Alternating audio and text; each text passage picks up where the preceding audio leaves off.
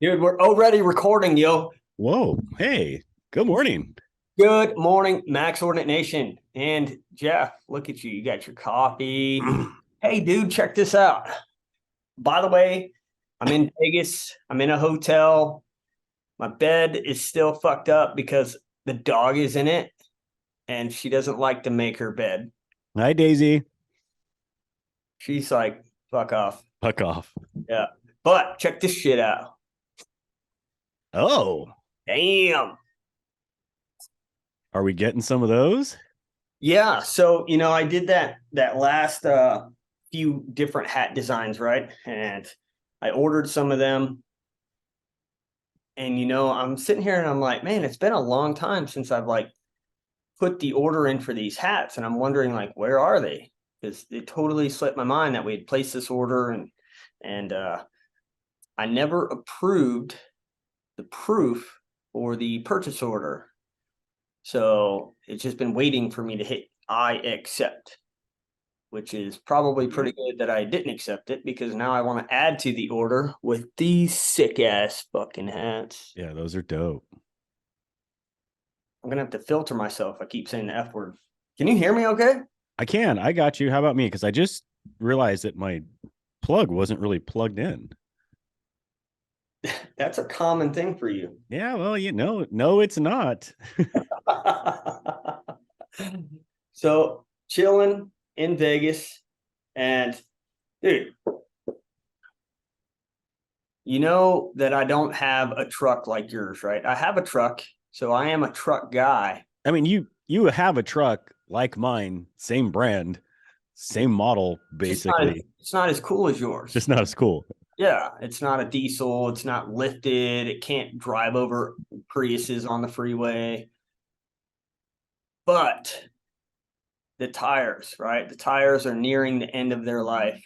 And, I was afraid that this day would come because I feel like this is my least favorite purchase that I have to make is buying new tires. Oh man, buying tires is just feels like such a waste of money. Doesn't it? It So really does.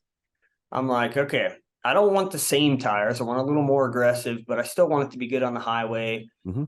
So I'm talking to the lady, and she's a friend of mine. She's like, you need to go with these Toyo open countries. And I'm like, are you sure? And she's like, yeah. I'm like, okay. I'm like, all right, yeah, sounds good. Well, what size do you want? I'm like, well, I want a little bit bigger than what came on the truck. And she's like, okay. So we like start looking at it, and I think what came on the truck is like 275/60 by 20. And I was like, well, let's go 275/65. Let's get a little bit higher. So they're like an inch bigger, right? 34s instead of 33s. So then we're at the computer and she's like doing all her typing. And she's like, okay, the best deal that I can do for you, right? And this is like the bro hookup. I'm like, all right, lay it on me.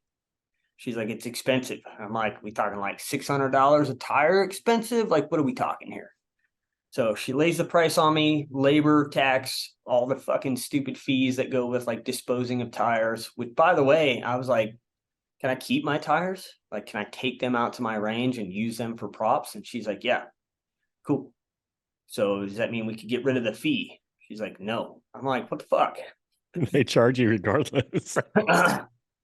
So out the door, dude, $2,011. Oof. This sounds like the biggest waste, right? But then I got a little happier knowing that when you need to get new tires, yours are going to be even worse. Yeah, my tires, You're rolling what, 37s? yeah, 37s. But that Toyo, that open country, I assume you went with the AT, not the MT. That's a great tire. Yeah, And I like that AT because it actually has a mileage warranty on it. it does. Yeah. Yeah, I'm running 37s on that and 35s on my Jeep. So yeah, they're expensive. And then I have the spare, which is on the same rim in the back, which is just an even larger waste of money. But whatever. Yeah, I haven't sold myself on the spare yet, dude. I think worst case scenario, I'll have to leave uh, detailed instructions to myself that if I ever have to use the spare, it's going to have to go on the front. Well, yeah. So the only reason why I have to do a spare is because my stock tire size, which would be underneath the truck, is so drastically different than what I'm running that Yeah. I can't just run a normal spare. So I have to run a full size spare, or my truck would teeter totter when I'm trying to drive it if I do need it. So it just didn't make any sense. Yeah. But Oh man. tires Well, are expensive. they are expensive. It's ridiculous. So I'm So curious. we're in the same time zone, which is nice. We are. We're soon in a few days after this competition, we're going to be in the same area, in the same space. I'm going Yeah, to in get the same room doing a podcast on the casting couch together, which will be nice. casting couch. I noticed that there's no missing tiles on your wall right now. Yeah, I'm slowly plugging away at getting everything filled in, and the garage door is going to be here Monday, I think. So Monday it'll be here, which means over the weekend I'm going to get some stuff cleared out. My safe will be sitting here. Yeah, and then the ceiling's going to get done. Some bitchin' lighting will get put in. The drywall is actually, I think, going in on Saturday. So Okay. yeah, dude, there's lots of stuff happening this week. Hell yeah. I noticed the is that a Tyler Hughes bobblehead doll behind you right No, there? that is a so when me and my wife were dating, were we still dating? Yeah, this guy went on adventures with me. That is me. Dude, look at that guy. I know. Wow. He had it made. He's got my tattoos, he's got my shirt on, even rocking my leg med kit that I run. Look at that. Man, So yeah, it's pretty bitchin'. I'm gonna have to get my own bobblehead doll now. I think you should. We should all have matching bobbleheads with Max Ordinate jerseys on. I 100% agree. So before we kick it off, this episode, we're going to talk about the upcoming competition and just some information about it. But I wanted to show you this picture. It got shared in the Scout Sniper Facebook page. And I just want to see if you can pick out what's going on in this photo. All right. See it? Do you know who this awesome person is? That is AA Ron's ex-wife. That is J Lo, right? With the booty. Uh-huh. So can you see what's happening in this photo right now? This is actually a screenshot from her latest movie. I think it's called The Wife or something like that. It's not from Made in Manhattan. No, I don't think so. Did they have guns in that movie? No, that was just a really, really 90s reference, but continue. So it's a I'm just loophole. aging myself again. You are aging yourself. So it's a loophole scope. It looks like a Mark 6 or a Mark 8 series. I can't really tell. But anything stand out to you in this picture? I mean, yeah, whatever she's looking at is now going to look really far away. I mean, so do you think that they realized what she was doing in the movie when she's looking through the objective lens? Like, oh, wow, this is really cool. Snipers must have a really hard job because they cannot see shit. Why do they make it so hard on themselves? Dude, it was pretty funny that it was backwards like that. So I don't know, man. Sometimes I wonder who they get for these movies to consult for them. Like I did some movie consulting. Man, I want to think what year was that? Maybe like between 2015 2017. I had a few small B movies that I was afforded the opportunity to be a consultant for. And they were doing some sniper stuff. And they flew me up to San Francisco. And we're like in this, I don't want to call it abandoned, but it wasn't being used. It was an office building and the building wasn't being used. And they were going to do filming here. And he's like, can you set up an urban hide? And I'm like, yeah, I can set up an urban hide. I'm like, right here? He's like, yeah. I'm like, I think people outside are going to think we're weird as fuck, but yeah, I'll do it. So like we're in the middle of San Francisco setting up this urban hide and they're taking photos of what it looks like, yada, yada, yada. And then, fast forward a couple of weeks, we go to another shooting location where they're going to do the outside scenes, right? So they're filming this movie in multiple locations. the inside of the sniper's hide is done in San Francisco. And then everything you see through the scope and through the binoculars is done in this place in Santa Clarita.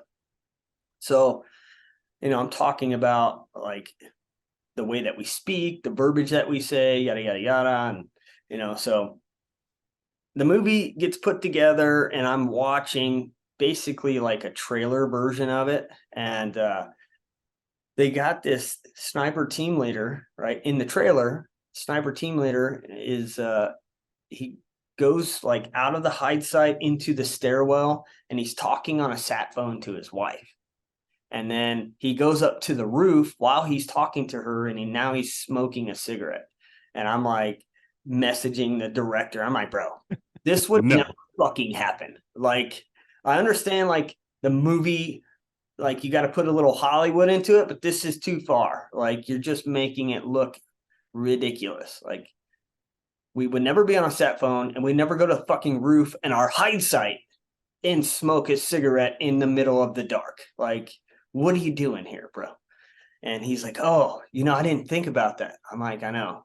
So he made some adjustments, made some modifications, but he still got homeboy talking on a sat phone in the movie. And I'm like, whatever, I get it. You got to do certain things to create drama. But, at some point, like you just get so far away from what's realistic because people think that being a sniper is all cool and like being in the movies. In reality, like if you were to come out on a sniper mission, you'd be like, I'm bored as fuck. But like, I know we've been here for 4 days. We ain't done shit. Yeah. I mean, I think that's why, like, if you really think about it, there's probably not a lot of technically perfect movies that are blockbusters because truthfully, they're probably just really fucking boring. If it really went down how it actually happened. 90 minutes into the movie and we're still sitting in the hide site with nothing happening. Like, just trying to figure out where I can take a piss. There's a goat herder over there. Same guy. Oh my gosh. Right. Now, Yeah. the one cool part that he put in this movie was in the hide site, like you have to obviously shit, piss, you have to do all those things. So he was asking me, like, how do we do it? I'm like, well, we shit in an MRE bag and, roll it up and put it in our pack. So he went a step forward after learning about snipers a little bit and, what a hog and a pig is. A hog's been to school, a pig hasn't been to school.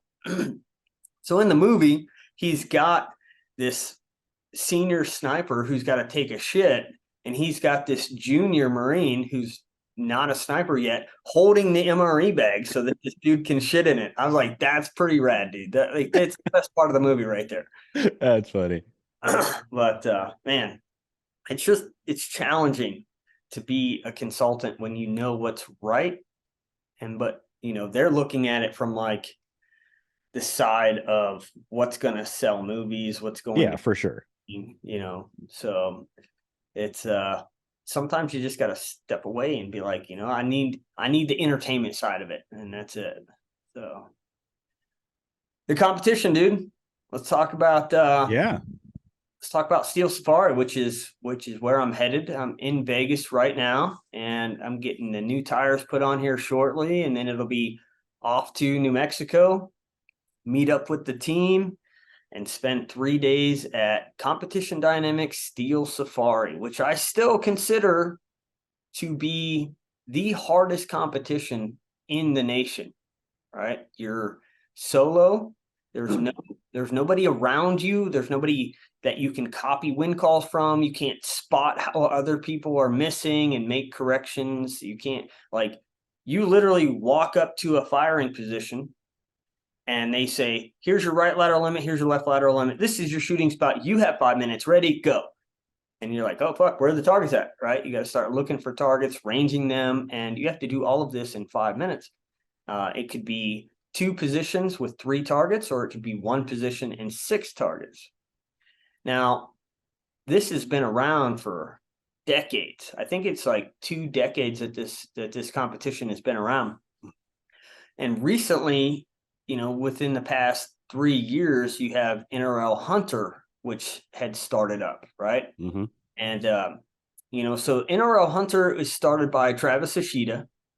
And, interesting enough, I'm not going to say that he like copied anything, but he used to do the marketing and video work for Competition Dynamics. So where do you think the NRL Hunter idea came from, right? So they're very similar, but the NRL Hunter took it a little step further and said, we're going to put caliber restrictions in place. Not really caliber restrictions, but we're going to make it so that you have to meet a certain power factor. And that's always irritated the shit out of me. Yeah, right? I don't necessarily agree with their math and where they put it, because some of that doesn't make sense. So I feel like the NRL Hunter, they got the different divisions where it's like production, and then you got heavy class, you got light class, right? But you have to have a certain power factor you got to meet. Yeah. Most of the time that has you shooting 6.5 millimeter or higher just to reach that threshold. Yeah. And I feel like because they added that part in, like you look at Competition Dynamics, right? There is, hey, bring your fucking rifle and come out here and compete. Like that's it, With the NRL Hunter, you have slightly similar format, but you have rifle restrictions, you have weight restrictions, and you also get bottlenecked at each stage. So you could have, 10 stages, and you're not supposed to talk to each other, and you can't go back. So like you move up to a stage from a holding area, you get to that spot, you don't know where the targets are, you shoot the stage, and then you move off to the next holding area. So you're not supposed to be able to talk to the people behind you, but you still find yourself kind of with a 20-minute delay in between each stage. Does that make sense? Yeah. What do you do? Stand around and just look at your hand? Like you're going to talk to somebody. So like Competition Dynamics, you're just up to the stage, shoot, turn around. Now you RO the guy behind you, then you're off to the next one. Shoot, RO the guy behind you, off to the next one. So there's no time to stand around. There's not a lot of downtime. But it's still a very competitive, challenging setup. And they didn't have to restrict your rifle. They didn't have to, say you can only shoot this, or you have to be within this much weight. You're hiking around in the middle of this, high desert New Mexico area. And they're like, fuck it. You want to carry a 28-pound rifle? You got to carry it, like, so people can make their own decisions. And you can also shoot 6 millimeter. You can shoot 6 BR. You can shoot 6 Creed. You can shoot 6.5. I've seen people try to shoot 338 out there, dude. And, they didn't do very well. There's just so much power to handle with that rifle.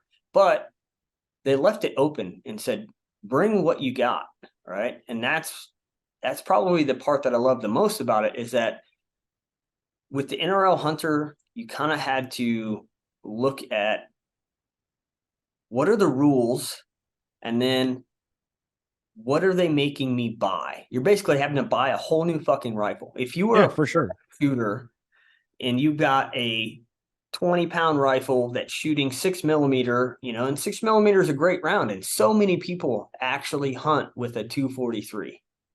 So you can't say it's not a hunting caliber, right? So you got these 20-pound rifles, they're built for PRS, yada, yada, yada. And you probably spent somewhere around $6,000 to $10,000 on the setup. And then NRL Hunter comes out and says, hey, by the way, you can't use this gun.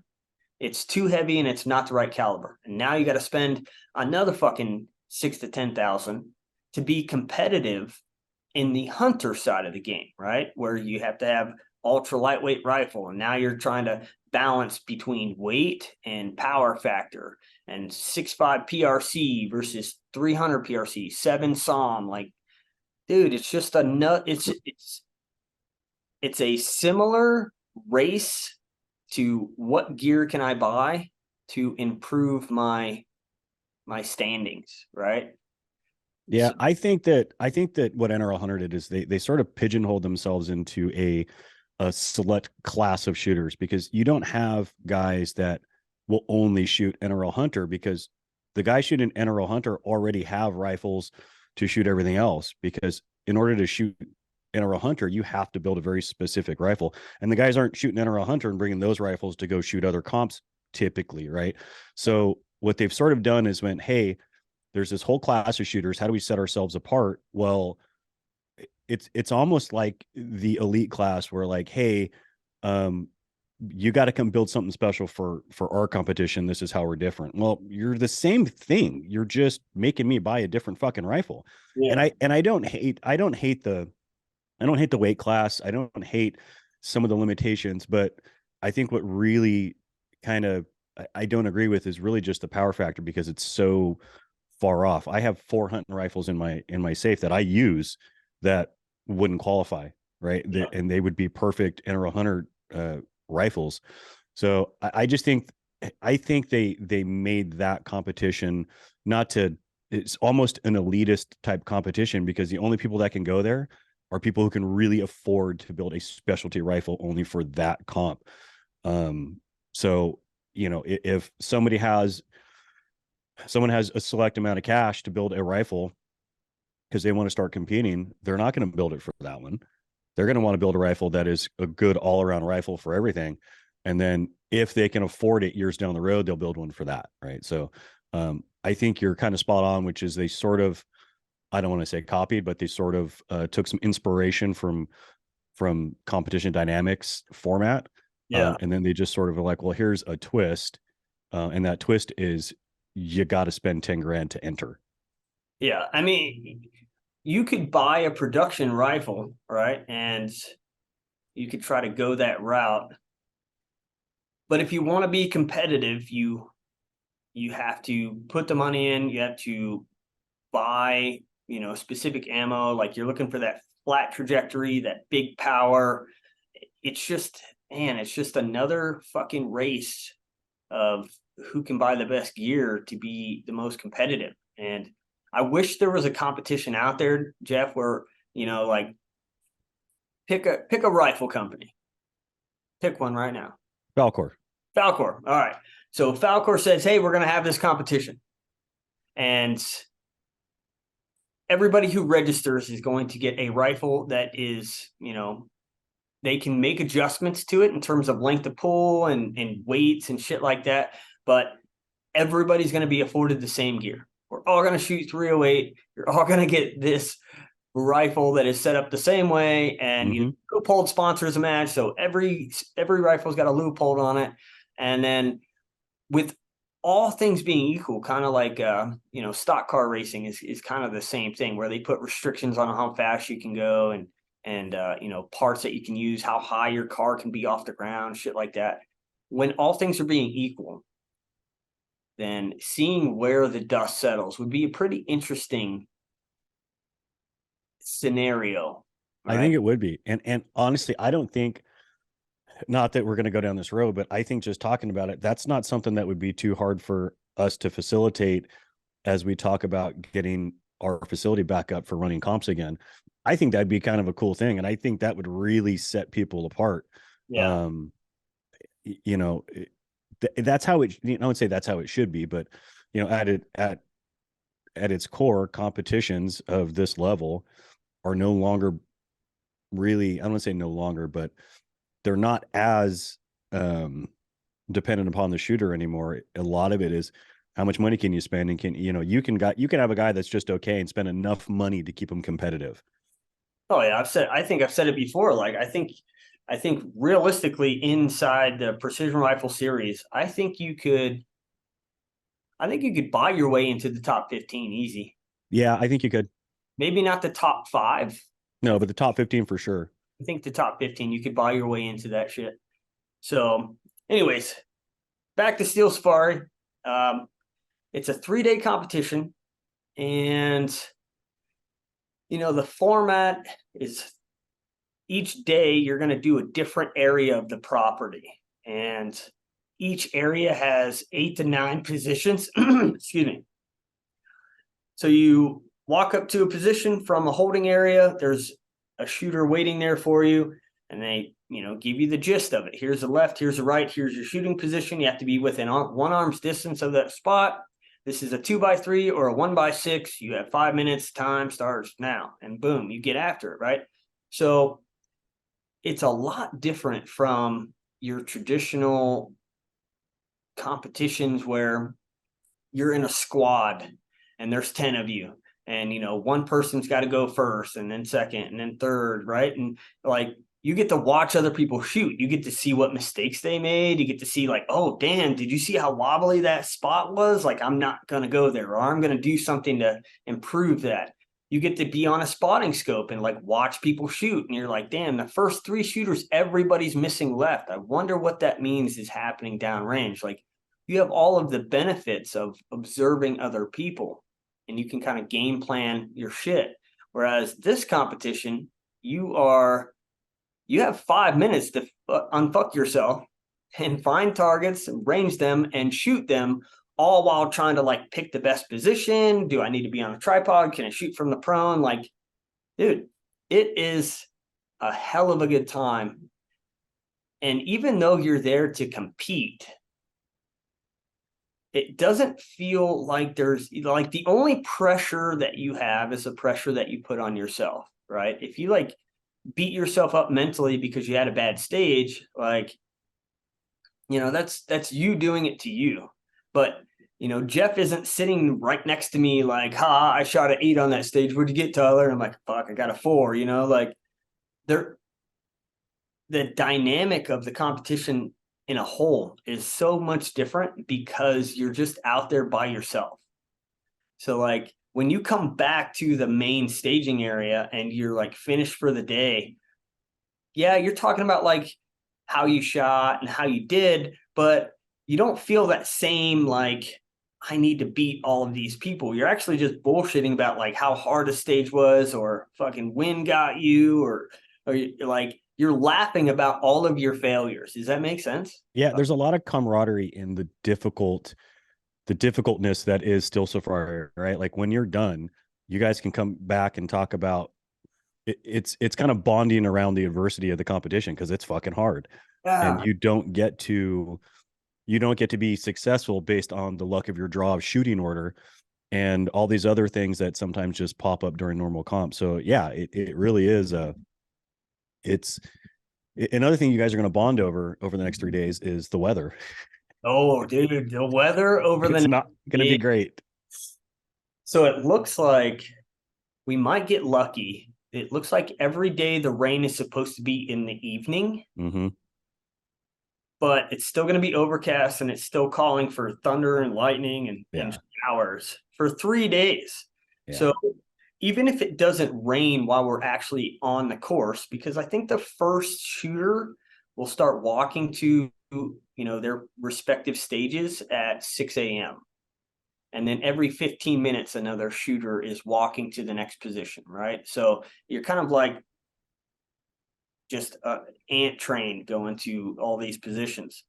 Even if it doesn't rain, because we're starting so early in the morning or whatever it is, the fact that it is wet is creating a whole new challenge. One, like, is your gear going to hold up? Like, things get muddy, things get wet, your rifle, your action, like, things get fucking dirty out there and it gets crazy. Like, is your tripod going to function the way that you want to? How is the ground and the mud and the water and the puddles that you're going to have to lay in, how does that mentally affect you? Like, because there's a certain point where you're out there and it could be windy, it could be cold, you could be wet as shit, and you're like, fuck, like, this sucks right now, I like, don't want to do this anymore.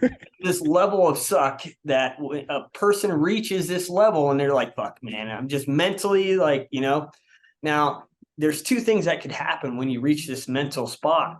You can either succumb to it, and the mental just gets to you and you're not focused on the task at hand anymore, right? You're thinking about yourself. Like, I'm cold, I'm wet, I'm miserable, like, I'm just not having a good time. Or you can accept all of that and say, it can't get any worse than this. And then once you're free of that, it's kind of like, you go out to the range or something like that. Like, I go out to our range and sometimes like I'll be super clean, freshly showered, and I'm out there and I'm like, like, until I get dirty, I don't want to get dirty, But then once it happens, once you start sweating, once you get some dirt on you, it's like, fuck it, it's already done, you know? Yep. And then it's easy. So, you know, you got to embrace the suck, as they say. So the weather could be an interesting phenomenon this weekend. I know that the wind is looking to be somewhere between 10 to 15 miles an hour. And the way that this facility is set up, you have a north, a west, and then a south course of fire. So every day you'll do a different one. So even if the wind direction is the same for all 3 days, it's going to be different depending on the course of fire that you shoot. So you could have, you know, westerly winds, shoot the north course, everything's blowing left to right. You shoot the west course, everything's blowing at your face. And then you shoot the south course, everything's right to left. You know, and then depending on the angle, some of these positions where like you'll be on the south or the west course, but you're shooting fucking south, you know, like your angle to the wind, everything changes from position to position. And then, you know, probably what I really enjoy about this course of fire, and I think this is also, you kind of look at NRL Hunter, and this could be maybe another advantage, but I think it evens itself out for the NRL Hunter side, because like, let's say you and I are, you know, trailing each other at NRL Hunter. Like I'm the first one that's been to that stage. I shoot, that target's clean. It's white. I can find it easily, right? And then you come up behind me, you shoot, and it's only got a few impacts on it. But then the last person to shoot that stage that day, they're dealing with all gray targets, been shot the fuck up, right? But we're all going to deal with that throughout every stage. Eventually, all the targets will be hit and they'll be harder to see. But at Steel Safari, these targets stay out there all year long. The crew, all they do is move the steel. They just shuffle targets, and they like to hide them in places where it's like, if the sun is over here, the target's to the right side of a bush, that's where the shadow's at. And then they don't paint these targets. They don't paint shit. No, there's no paint. They're rusty. And you're just like, you know, there's been times in the past where I'm like looking at a target and I'm like, I think I see a strap, but there's no target. And they're like, no, there's a target there. I'm like, are you sure? And they're like, yep. Sure enough, dude, put my crosshair on it, make my wind call. Ding. I'm like, God bless it. There is a target there, but it's, you know, it blends in. And what's the color of rust? You know, what color is rust? Kind of like a reddish, like a brown, red, sort of hints of green in some parts. So the dirt in New Mexico is like that red brown mud. Yeah, it's rust. It's the whole fucking area is rust. It's insane, but it's such a fun competition, man. It's probably the one that I enjoy the most just because of the dynamic of it, the challenge of it. And then, you know, like you could come back again, like you're out there by yourself. So there ain't nobody to talk to but you. So like you have a bad stage and you're like, damn, you know, I fucking suck. I dropped 5 on a 6-round stage. And that's the other thing is there's no re-engagements. Like you shoot at a target, that's your one chance to either hit or miss, but you got to move on, right? There's no re-engagements.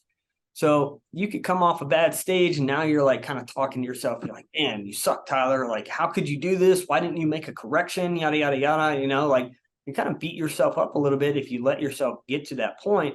And then you get back and you're bullshitting with all the people. Come to find out, like everybody fucking sucked on that stage and it whooped everybody's ass. And you're like, oh, fuck, it wasn't just me. You know, like it's easy to kind of get in your own head. And man, it's just so many different challenges, from shooting to hiking all your gear around to the mental aspect of it. And then making sure from not just stage to stage, which is important, but target to target, you are learning from every single shot that you take, right? Like you think about the year that I won it, which was, I believe, 2019. I won 2018, one of those years.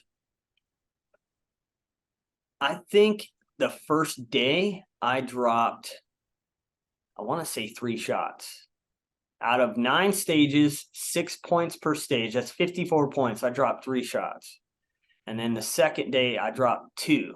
And then the third day I dropped 5, right?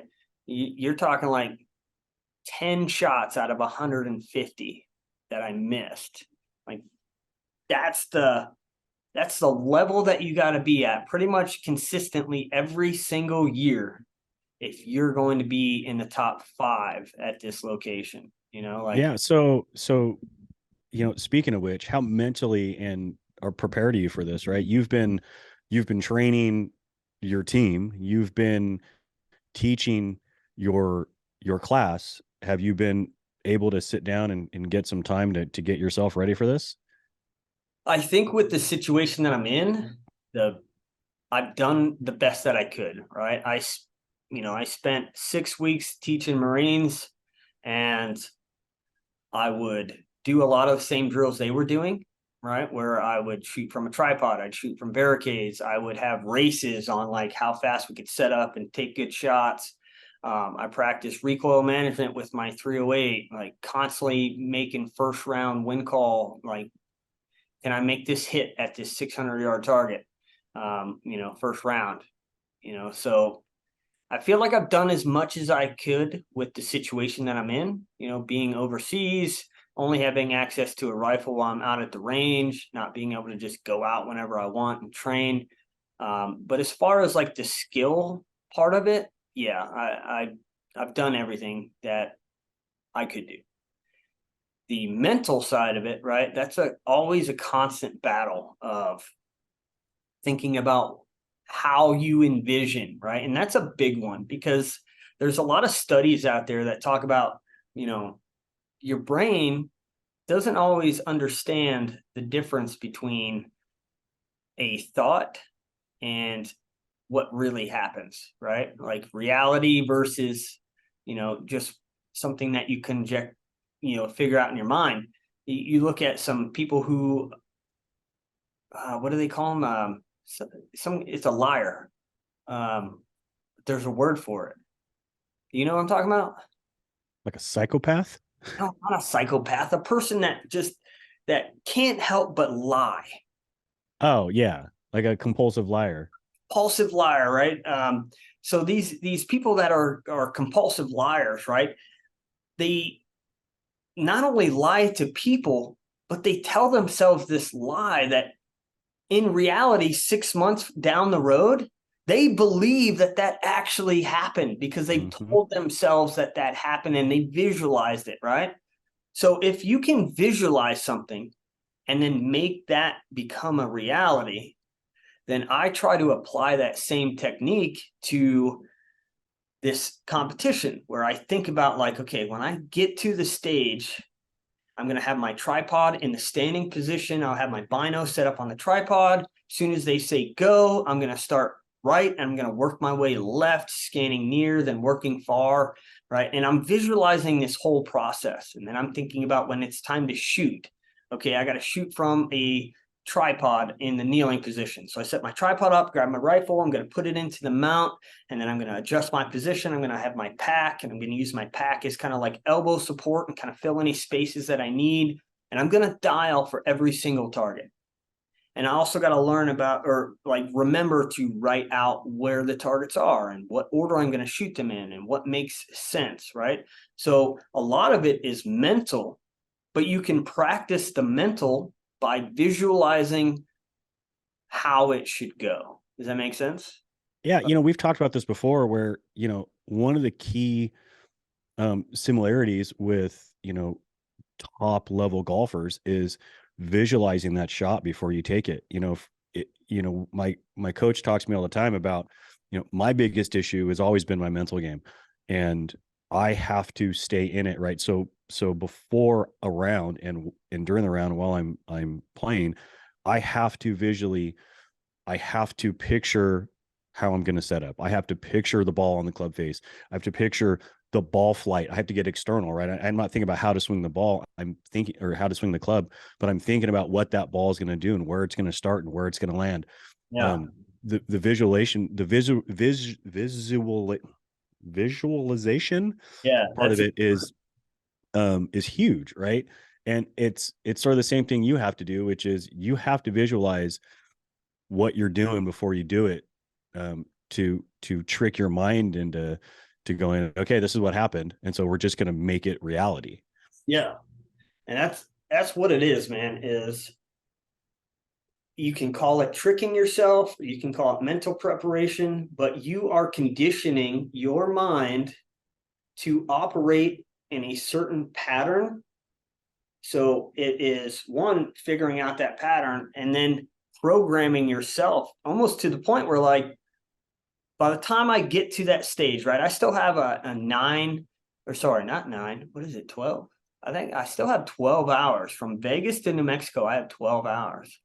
So during that 12-hour drive, I'll be thinking about like how I'm going to be executing each stage, right? Because you only have 5 minutes.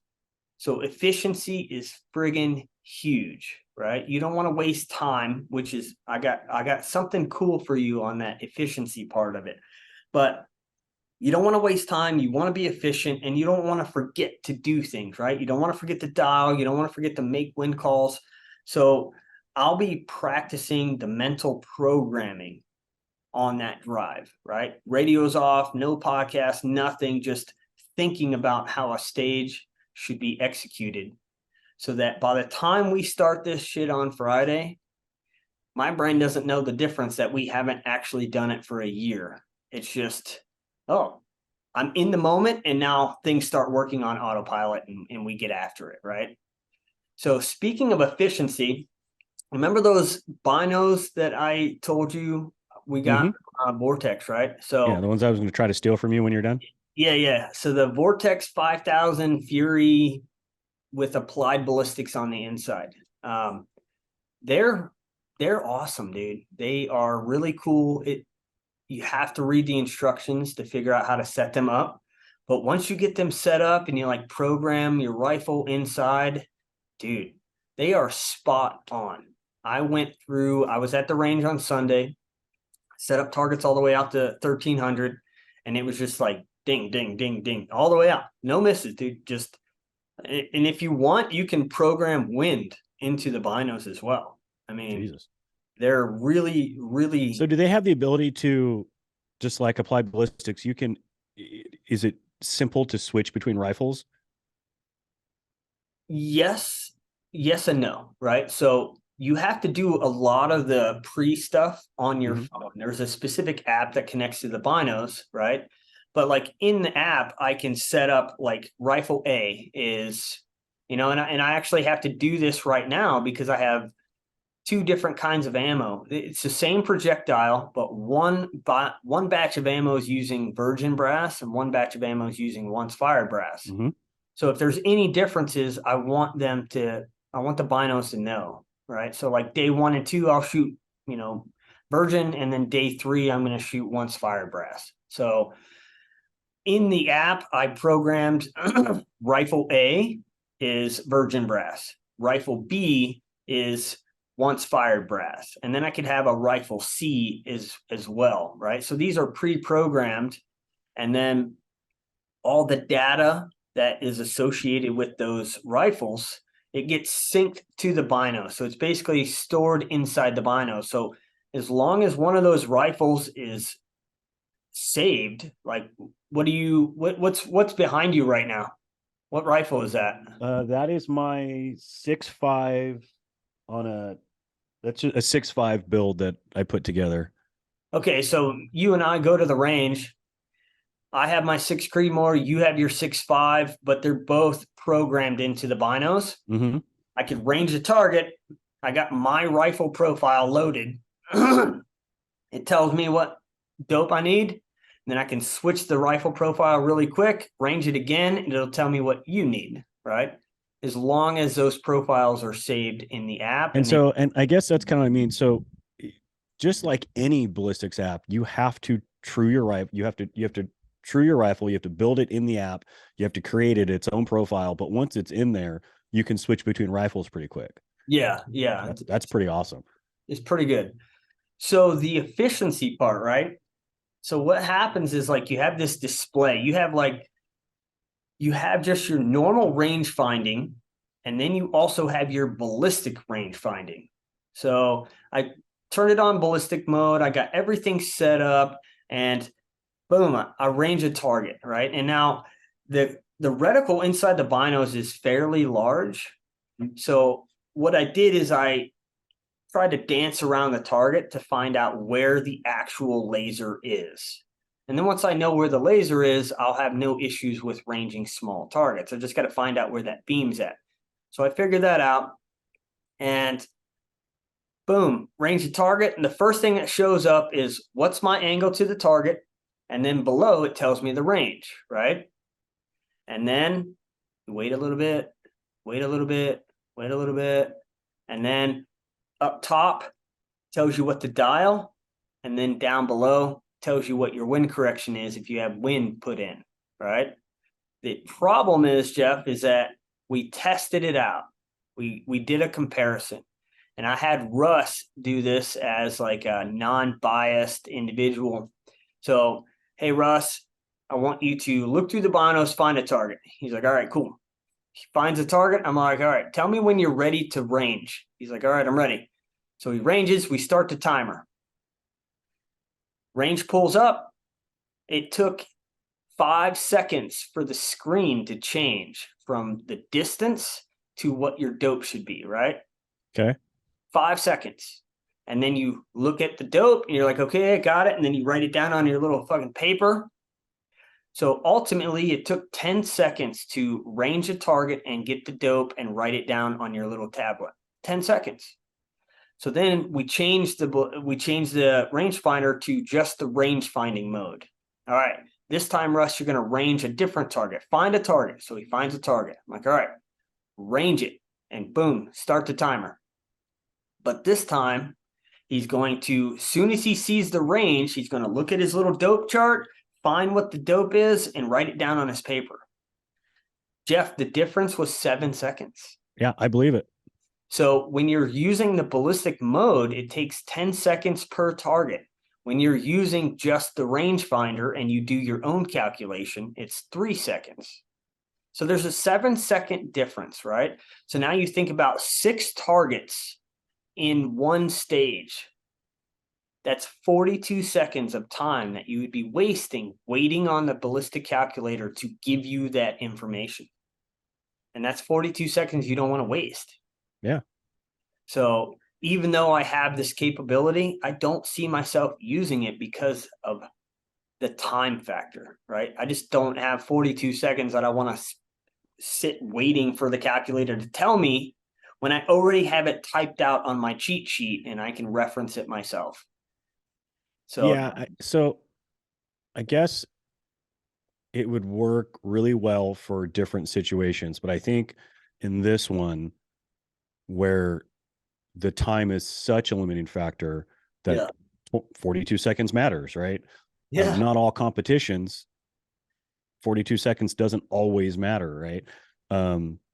So, you know, I love technology, but it's not always the best use of resources when you can literally just have a cheat sheet or be able to do some dope numbers in your head, right? It's not always the best option. Yeah. And, you know, I was thinking about reaching out to Vortex and being like, hey, for the competitive side of this, I would much rather the dope to target and the range be displayed on one screen first, right? Because then it would be more usable. Right now, it's just slowing me down. If you have 5 minutes. So is it a problem with the processing speed of the binos, or is it just how they've chosen to set it up, right? I'm wondering if I think it's how they chose to set it up. I think it's a software problem. Yeah, because if my phone and Applied Ballistics can give it to me instantly, I have to imagine that the binos should be able to give it to me instantly. So, you know, maybe Vortex sets up a firmware update or something somehow that, you know, that's on a different screen and it's instantaneous. Yeah, no, absolutely, man. So it's something I want to reach out to them and be like, hey, for this style of competition, it just burns too much time. You know, like I was saying, You have 5 minutes minus 42 seconds. You got 4 minutes and 18 seconds left, right? Yeah. And how much time is that spent looking for the goddamn target? You got 6 targets out there. How much time are you spending finding them? And then you still got to shoot, right? Still got to set up your tripod. 5 minutes goes by real fast. And I think even discussing it like that goes back to us always trying to figure out ways to make things better, ways to make things faster. Like, yeah, these binoculars are cool. Like, that seems like a really good idea. Let's try it out. But let's not just take what we have. Let's take what we have and go, okay, but how do we make it even better still? Right. And this is just sort of the mantra we have, which is like, we can't just sit around and even now where we would feel like we're probably at the top of the game, we still have to continue to try to develop and make things better. Yeah. And, that's part of the equation too, is anytime you get new gear, just because it sounds really amazing doesn't mean that you shouldn't find out what the limits are and how it's going to help you, and also how it might hurt you, right? The whole time thing actually came up because of Russ. Russ was like, man, that's 5 seconds per target for you to see the next screen. That's a lot of fucking time. Yeah. You know what? You're actually right. Like, so more credit to Russ, just thinking like how much time is being wasted right now waiting for this to happen. So, yeah, man, it should be a good competition. You would just, before I forget, that you would kind of get a kick out of this. And this kind of goes along the lines of constantly improving, constantly talking to your peers, your friends about ways to improve yourself, improve what we do, and improve the binoculars. I just want to share with you a conversation I had this morning, and I have these all the time, where my good friend of mine who owns Ford Golf, it's a golf fitting studio, and he's constantly trying to innovate, right? He's like, the entire golf industry is garbage, I'm going to fix it, right? Very bold statement, but it's sort of like what you've done, right? The entire industry is trash, how do we make it better? Yeah. And so he hits me up with this, what's the best sniper conditions? 0 wind, a constant 10 mile an hour in a single direction, or gusty and swirling winds? Like, that's an odd question for a golf fitting guy to ask me, right? But I know where he's going with this, because we always have these discussions and we make comparisons. And I'd have this conversation about, 0's ideal, 90 degree, a full value constant, and so on and so forth. And it just goes into, wind is the same as the earth and iron fittings. A bad soul is like a swirling wind. And we go down this rabbit hole about things we can control, things we can't control. How do we fix it? How do we take, one piece of equipment and make it better for all these occasions? So, we go on and on and on about talking about best results and all this, but it always goes back to not taking what is industry standard, industry norm, and us saying, hey, how do we make this better? Like, this isn't the best. Yeah. This isn't the best solution for what we're trying to do. I understand what the industry says, but it's bullshit. We're going to fix it. So I just wanted to share that this morning, because the first thing I did was like, I got to tell Tyler about this. Oh yeah, dude. I mean, making it better, but imagine as like a golfer, Jeff, like, I don't know, again, I'm not the most well-versed in the golf realm, but let's say you got, a pitching wedge or a 9-iron or whatever, right? And it's an amazing club, but it has a weakness. If you know what that weakness is and you know how it will affect you, then you can work around that, right? Mm-hmm.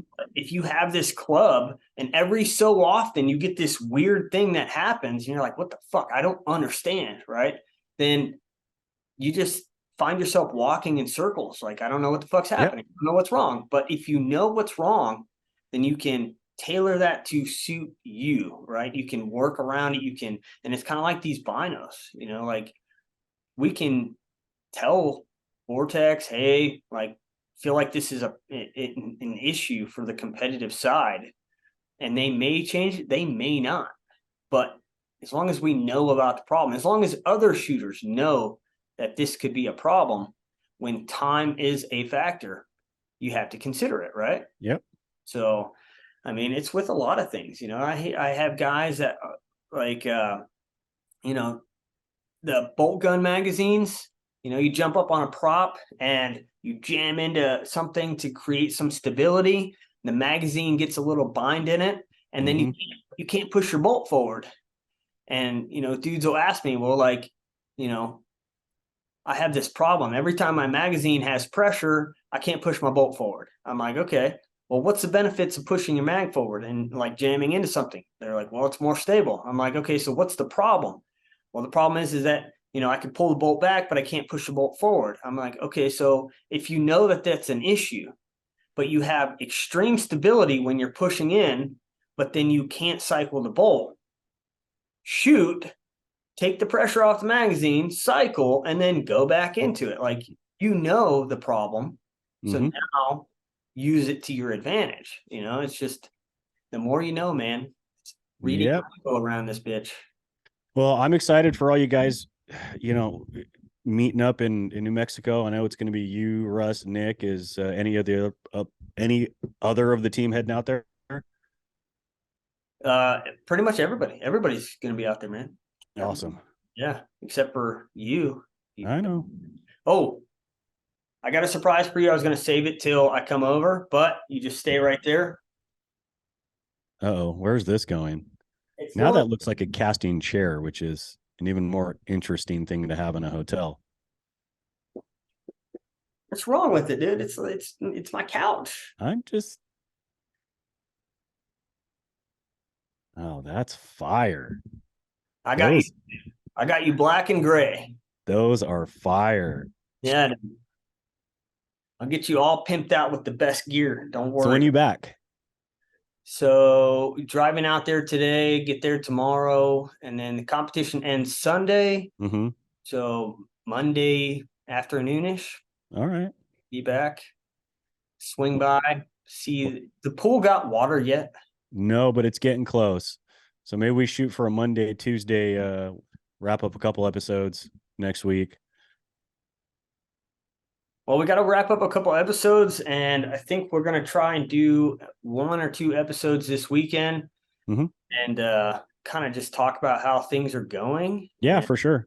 Issues that are maybe coming up, you know, like weird stuff happens all the time, man. And it's just cool to like get it out there and talk about how you work through it. And, you know, so let's link up in a couple days, maybe Friday evening or Saturday evening, and just talk about day 1 or day 2. And yeah, for sure. Things that are happening, where we're all kind of standing in terms of placement. And, you know, I always enjoy the pressure of day 3 when it's like, oh, you know, I'm ahead by 2 points or I'm behind by 3 points, you know, like now I'm out on the course fire and I'm like, you know, if you thought my shit was wired tight on day 1 and 2, you should see day 3 when it's like neck and neck with who's going to take first place, man. So it's a good time. I don't know why I like this, put this pressure on me, but. Well, you're a finisher, which is how you win competitions. You got to be able to not only handle the pressure, but you got to thrive in it. So I'm excited to see not only Sunday's results, but I definitely want to talk to you Friday and Saturday to see where you guys are standing. Hell yeah, man. All right, brother. I'm going to get out of here, go get my new tires, and then start my drive. And I will hit you up later. All right, man. We'll talk soon. All right.